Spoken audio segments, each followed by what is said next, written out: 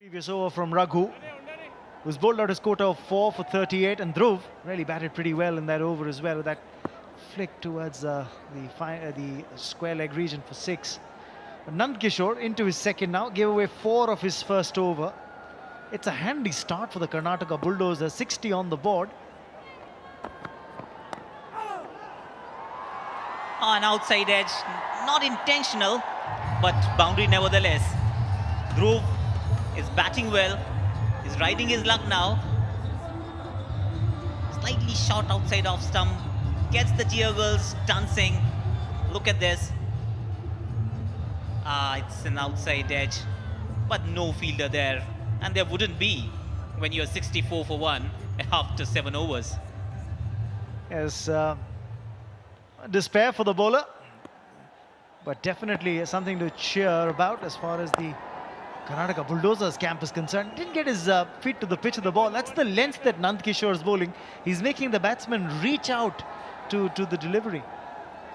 I think subtle change of pace as well.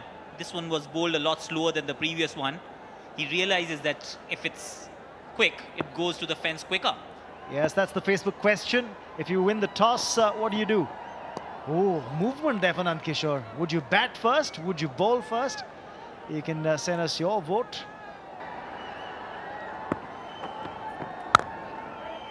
Just punches it with so much of confidence and time, Akash. Nand Kishore has recovered well after conceding a boundary of the first ball. Next 3 dot balls. It's important that you pull things back nicely. And when you talk about Dhruv, he looks a very good player.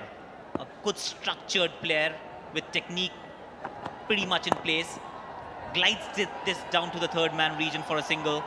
He's pretty much in control of the proceedings, Dhruv is.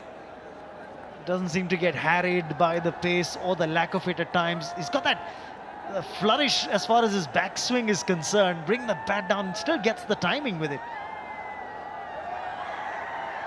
Well, there's something to cheer about for the Karnataka Bulldozers camp.